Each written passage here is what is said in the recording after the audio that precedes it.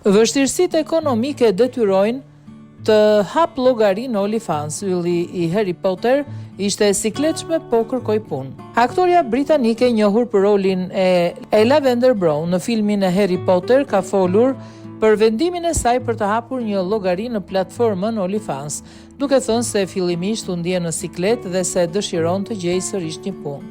Duke folur për një emision britanik, This Morning, aktoria 39 vjeçare tha se të ardhurat nga aktrimi nuk ishin të mjaftueshme për të përballuar shpenzimet e familjes, veçanërisht kujdesin për 4 fëmijët e saj.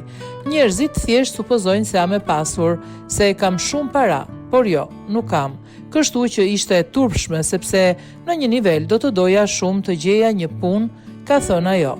Ajo përshkroi aktrimin si një profesion me pak siguri financiare, duke shpjeguar se për shumë vite kishte arritur të punonte në role të ndryshme, por rreth 2 vite më parë përballë me vështirësi të mëdha ekonomike.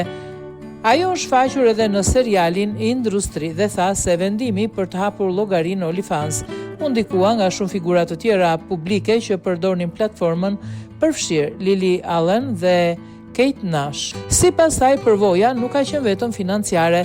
Ajo tha se përmes platformës ka patur mundësi të lidhet me njerëz nga vende të ndryshme dhe se krijimi i përmbajtjes e ka ndihmuar të ndihet e sigurt me veten.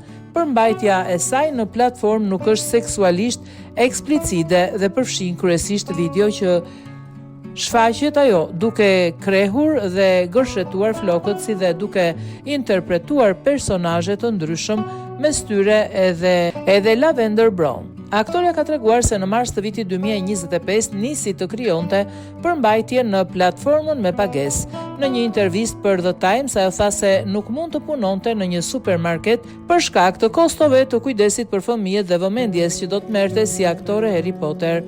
Ajo tha gjithashtu se në një ditë të vetme kishte fituar më shumë se 15.000 pound nga OnlyFans.